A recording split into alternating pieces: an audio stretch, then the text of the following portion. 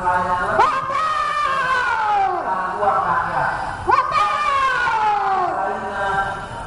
rakyat dirampok, uang rakyat dihilangkan, uang rakyat dirampok. Mana kalian? Di mana kalian saat ini? Komisi Pemberantasan Korupsi yang memeriksa Sekjen PDIP Hasto Kristianto ditetapkan sebagai tersangka. Saudara, ini adalah pemeriksaan pertama kalinya setelah kemarin usai pra-peradilan ditolak oleh PN Jakarta Selatan, dan Hasto yang harusnya kemarin sekitar 3 hari lalu berhalangan hadir dan hari ini tiba di gedung KPK untuk dilakukan pemeriksaan oleh pihak KPK. Hasto bersama kuasa hukumnya tiba pada pukul 9.52, tepat 8 menit sebelum pukul 10, saudara. Bersama kuasa hukumnya mendatangi gedung KPK untuk dilakukan pemeriksaan. Pun juga tadi Anda bisa melihat rekan-rekan media yang sudah menunggu sejak pagi tadi untuk mendengarkan pernyataan yang langsung disampaikan oleh Sekjen PDIP Hasto, yang juga kemarin, saudara, sudah melakukan pernyataan bahwa hari ini dirinya akan memenuhi panggilan dari KPK. Anda bisa melihat visual terkini bagaimana awak media mencoba untuk mendapatkan pernyataan langsung dari Hasto sebelum nantinya diperiksa oleh pihak KPK. Dan saudara, kita dengarkan pernyataan dari Hasto Kristianto yang hari ini akan diperiksa. Cukup. Sabar ya.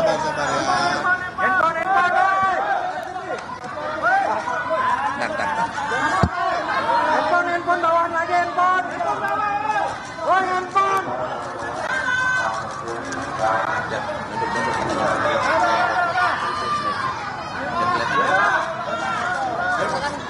Oke, dah siap. Oke, baik, terima kasih seluruh masyarakat Indonesia yang saya cintai dan banggakan, rekan-rekan pers semua. Mohon maaf agak terlambat karena bis yang kami pesan itu sempat 3 kali di-cancel.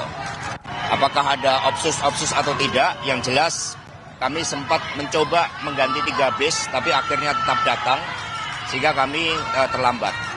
Terima kasih atas kesabarannya.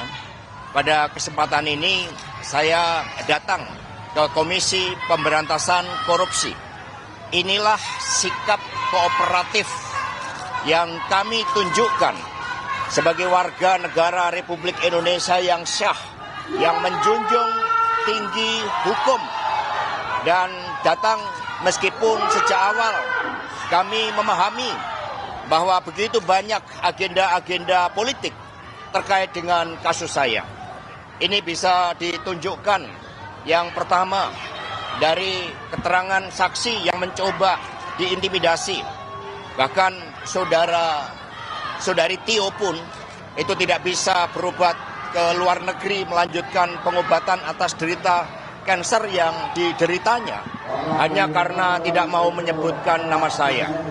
Yang kedua, bahwa bukti-bukti yang disampaikan di dalam peradilan ternyata diperoleh juga dengan cara-cara yang tidak sah, dengan cara-cara melanggar etika, dengan cara-cara yang melakukan perbuatan melawan hukum, sebagaimana terjadi dengan saudara Kusnadi ketika dia datang mendampingi saya. Maka penyidik KPK, saudara Rosa Purba Bekti, kemudian menyamar, membohongi, mengintimidasi, merampas barang milik DPP PDI Perjuangan, dan kemudian menginterogasi tanpa adanya surat perintah panggilan. Sehingga ini merupakan suatu pelanggaran yang sangat serius terhadap hukum. Yang ketiga, terjadinya pelanggaran terhadap hak asasi manusia.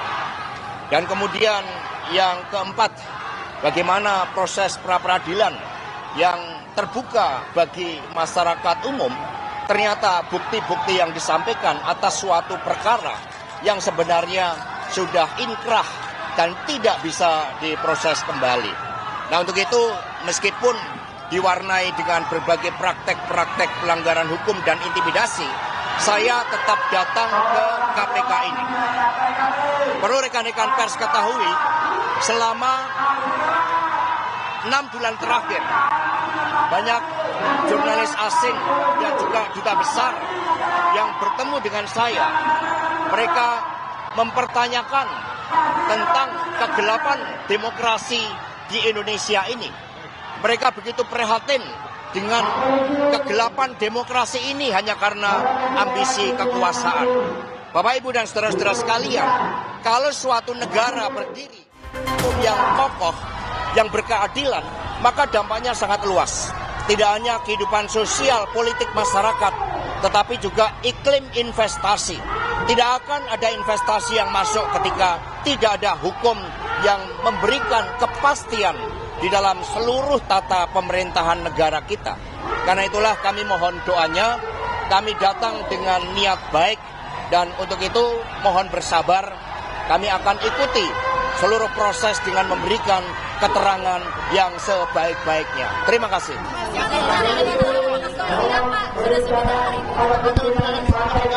Ya udah siap, lahir batin.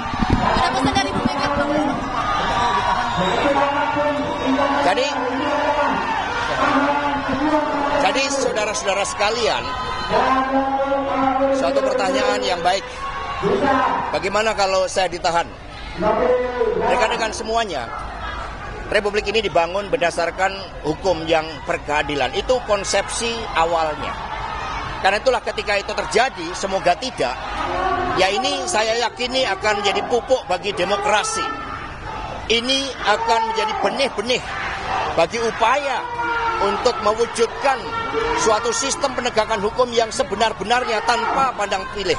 Karena itulah kami meyakini, karena kami dilatih untuk berjuang dengan keyakinan. Saya tidak menjabat sebagai pejabat negara. Tidak ada kerugian negara terhadap kasus yang mencoba ditimpakan kepada saya. Sehingga kalau penyimpangan dan penyalahgunaan kekuasaan itu terus-menerus akan digunakan, saya meyakini bahwa benih-benih demokrasi, pupuk-pupuk demokrasi untuk mengoreksi kekuasaan yang zalim itu akan semakin besar. Terima kasih.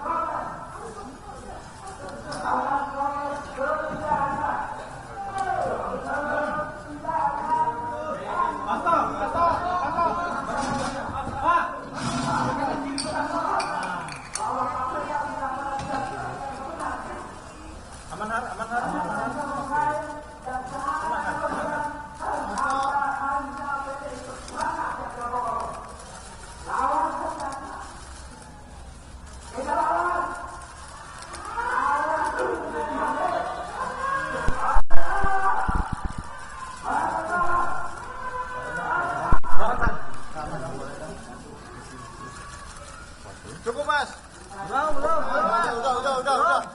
Udah yang lain.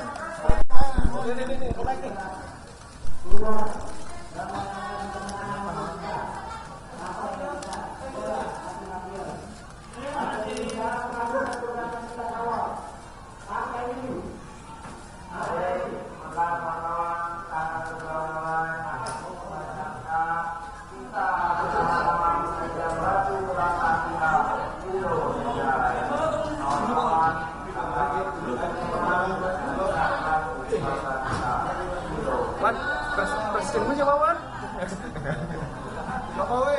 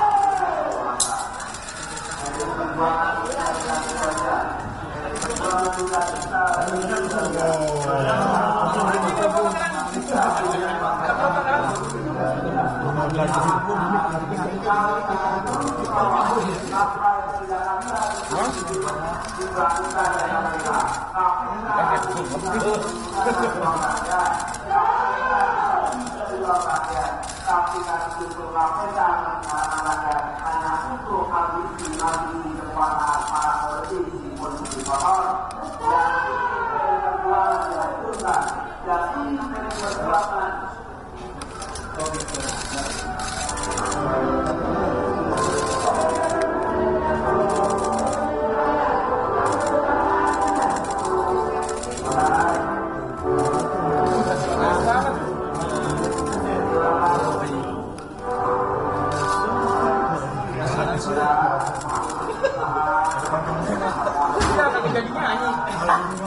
Tukang sone salah.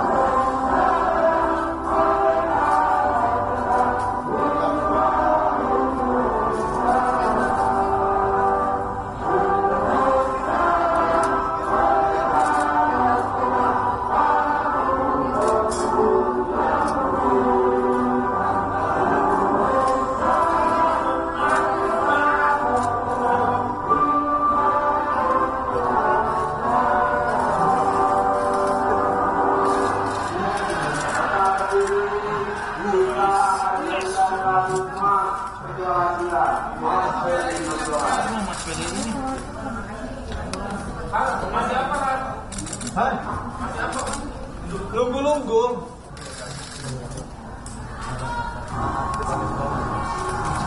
Nah, ini lampunya nih.